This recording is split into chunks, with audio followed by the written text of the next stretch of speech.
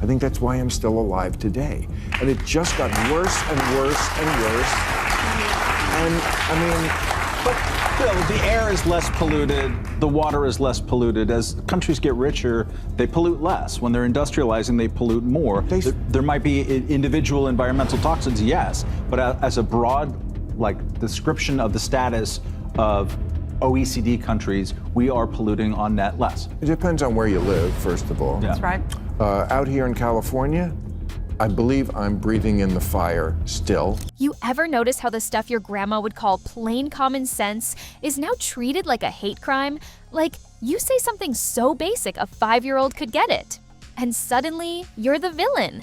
That's exactly what went down on Bill Maher's show, when a simple question, "What is a woman?" turned into an all-out clash. And trust me, this wasn't just banter for ratings. This was a shot across the bow, exposing just how far gone America's political conversation has become. But here's the twist. This story isn't just about gender politics. It's about kids, parental rights, identity pandering, and even environmental hypocrisy. This was a big ruling this week in England. The Supreme Court, their definition of woman is biological sex. To put it in shorthand, J.K. Rowling won. Yes. J.K. Rowling won. Everyone who said this for years has won. All the, particularly women who've been defamed and lied about and bullied and chased and much more for years, they were right. And I just think, apart from being a statement of the obvious, isn't it amazing that the best legal minds in Britain spent years having to work out the first thing we knew as a species? Piece by piece, Maher ripped apart the very playbook Democrats have been running on for years, and what he exposed could mean political suicide for the left. So let's start at the top. Across the pond, the UK Supreme Court just made a ruling so obvious, it's almost embarrassing it had to be debated. A woman is defined by biological sex. Boom, done. No philosophy seminar required. And in shorthand, J.K. Rowling was right all along. Think about that. For years, Rowling's been smeared, harassed, and branded as some kind of monster for saying what every human society has known since the beginning of time. And now, the highest legal minds in Britain basically stamped her position into law. Meanwhile, in America, lawmakers and activists act like this is some kind of cosmic puzzle nobody can solve. What is a woman has become the riddle of the century. Nobody just comes back to the sensible center. Yeah, I mean, to me, the sensible center is that, you respect people, you trust parents, you let parents figure out what to do with their kids, and you don't need a bunch of politicians in Washington making decisions about But that is not the Democratic position, at least here in California. Well, that's my position. I'm good. Yeah. Good. I think that's where the Democratic Party should. That is not the position that we've had here in California, which is don't tell the parents what the kids are doing at school. That's and that you really alienate. Humanity's been around for thousands of years, but somehow we just forgot? Nah. What we're seeing isn't confusion. It's chaos, a deliberate blurring of reality so truth becomes negotiable, bending to whatever hashtag trends this week. And Maher, he cut through it with brutal clarity. A man is a man, a woman is a woman. Identify however you want, live however you want, but chromosomes don't bend for feelings. That's just science. But the real fireworks, they exploded when the panel shifted to kids. And this is where Maher got heated, because under Biden-era policies, kids who still believe in Santa Claus are being nudged to make life-altering decisions about gender, hormone blockers, even surgery. Think about that. The same kid who can't legally buy a beer is suddenly wise enough to make permanent medical choices. That's not compassion, that's reckless. And here's the kicker.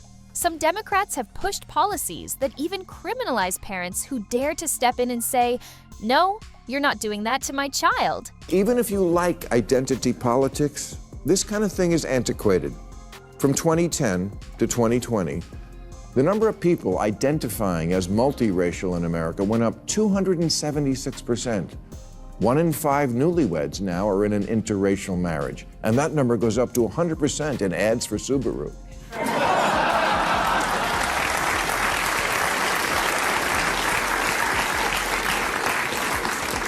You couldn't do a remake of Guess Who's Coming to Dinner today because almost 100% of Americans approve of interracial marriage, especially with rich in-laws.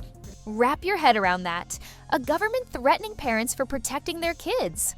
On Maher's show, Senator Tina Smith tried to spin this as Democrats being neutral, hands-off, respecting parental rights.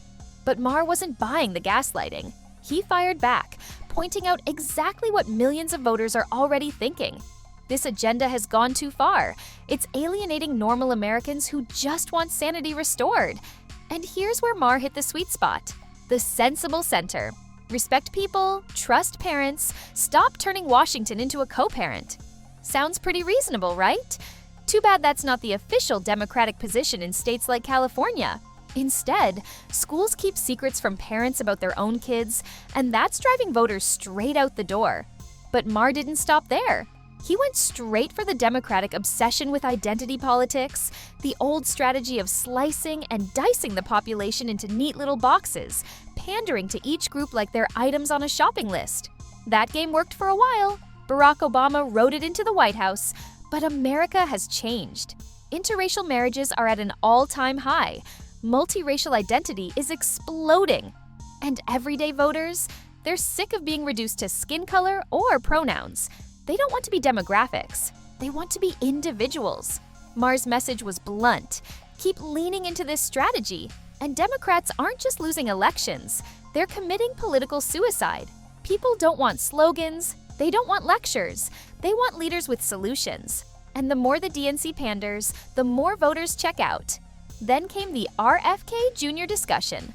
Now, whatever you think of him, here's the reality. The guy has been relentlessly hammered by the left for daring to step out of line. The moment he questioned mainstream narratives, the smear machine kicked in. Maher nailed it. The issue isn't whether RFK Jr. is right or wrong on every detail. The issue is independence. The left doesn't punish you for being wrong. They punish you for refusing to parrot the approved script. That's the sin. Thinking for yourself. And it's not just RFK. Look at Trump, J.D. Vance, or any public figure who drifts even an inch outside the narrative. Debate doesn't happen. Destruction does. That's the playbook. Attack, smear, cancel. And Americans are tired of it. The conversation didn't just stay on culture wars. It veered into climate and pollution. One guest claimed that richer countries like the US are actually polluting less. Cleaner air, cleaner water, cleaner tech. Sounds good, right? Except Maher shredded it in seconds. I'm in California, breathing fire, he shot back. Wildfires, plastic pollution, microplastics in our bodies. The shiny Tesla future isn't as clean as advertised. And here's the stat that made everyone pause. Scientists say we're already consuming a credit card's worth of plastic every single week. Imagine eating that much plastic without even knowing it. So no, the problem isn't solved. It's just been rebranded. As if all that wasn't enough, Maher saved one of the wildest takes for last. California now doesn't just have amber alerts for missing kids, they've rolled out ebony alerts for Black children and feather alerts for Native American children. Let that sink in. Instead of uniting people, California is now racializing missing child alerts. That's not progress. That's segregation 2.0 with a woke paint job. Maher ripped it apart, mocking the absurdity of dividing safety by skin color. And here's the thing. Voters see through this SAT. They don't want leaders who divide them into categories. They don't want to be scolded about privilege charts or oppression Olympics. They want to be seen as human beings, period. So when you zoom out, what do you see? Gender ideology blurring reality, kids pushed into life-altering decisions, parents sidelined, identity politics reducing people to boxes, environmental hypocrisy packaged as progress, racialized alerts that divide instead of unite.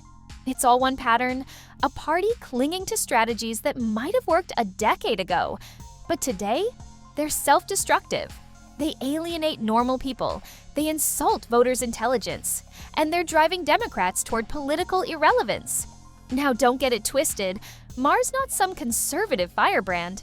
But in this episode, he shredded the lies, exposed the double standards, and reminded everyone that good old-fashioned common sense is still alive. Barely. On life support, but alive.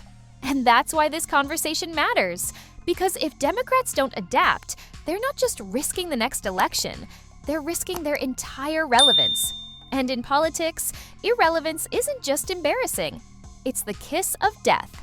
So I'll throw it to you. Do you agree with Maher? Is the left committing political suicide with gender ideology and identity politics? Or do you think they can turn it around before it's too late? Drop your thoughts below. I read every single comment.